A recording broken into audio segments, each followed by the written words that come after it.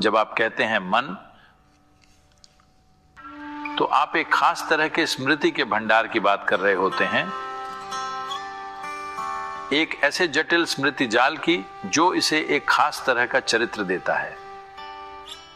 एक व्यक्ति के पास किस तरह की स्मृतियों का ढेर है या दूसरे व्यक्ति के पास किस तरह की स्मृतियों का ढेर है, उसी पर यह निर्भर करता है कि वो किस तरह के व्यक्ति बनते हैं। बहुत सी चीजें जो आप इतनी सहजता से करते हैं, जैसे कि 2 पैरों पर चलना, ये आपकी हड्डियों और मांसपेशियों की वजह से संभव नहीं है, बल्कि आपके भीतर मौजूद स्मृति की वजह से संभव है, वरना आप चल नहीं पाते। शरीर जानता है कि कैसे चलना है, अगर आप भूल जाएं तो आप नहीं चल पाएंगे। तो जब हम कहते हैं स्मृति, तो हम हमेशा मन की बात करते हैं। नहीं, शरीर के पास मन से कहीं ज्यादा स्मृति होती है। आपका शरीर आपके मन से लाखों गुना ज्यादा स्मृति लिए हुए है। यही स्मृति है जिसे हम कर्म कह रहे हैं, कर्म संस्कार। तो आपको जिस तरह के विचार आते हैं,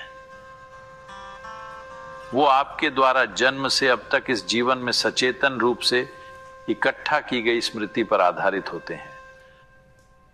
लेकिन इस विचारों के द्वारा उत्पन्न ज्यादातर भावनाएं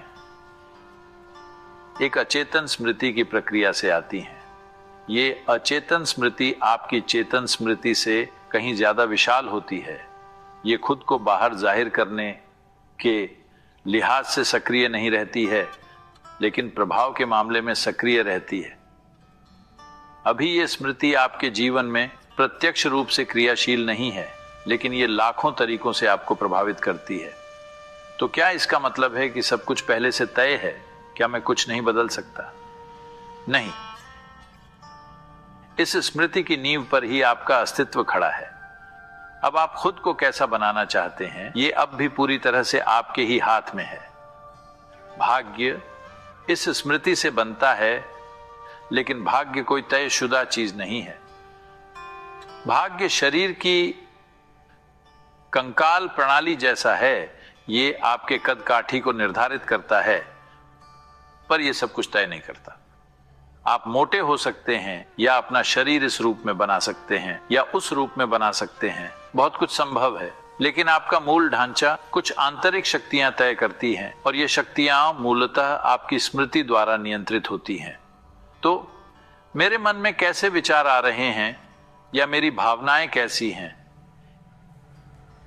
इसकी चिंता करने के बजाय जरा व्यापक दृष्टिकोण से देखें कि आपके सोचने और आपके महसूस करने का कोई महत्व नहीं है। आप बस धूल के एक छोटे कण हैं।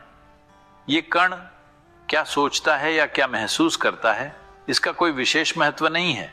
अगर आप खुद के और अपने विचार के बीच, खुद के और अपनी भावनाओं के बीच थोड़ी दूरी बना सकें, तो वे शक्तिहीन हो जाएंगे। तब विचार और भावना एक सजग प्रक्रिया बन जाएगी।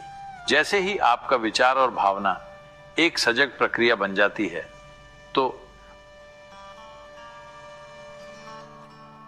आप कई तरह से कर्म की प्रक्रिया से मुक्त हो जाते हैं। अभी आपके विचार और भावनाएं बाध्यकारी प्रक्रियाएं हैं, ये भीतर से हो रहा है। एक बार जब ये एक सचेतन प्रक्रिया बन जाती है, तो आप पाएंगे कि आप अचानक सशक्त हो जाते हैं, जैसे कि आप 10 लोगों के बराबर हैं।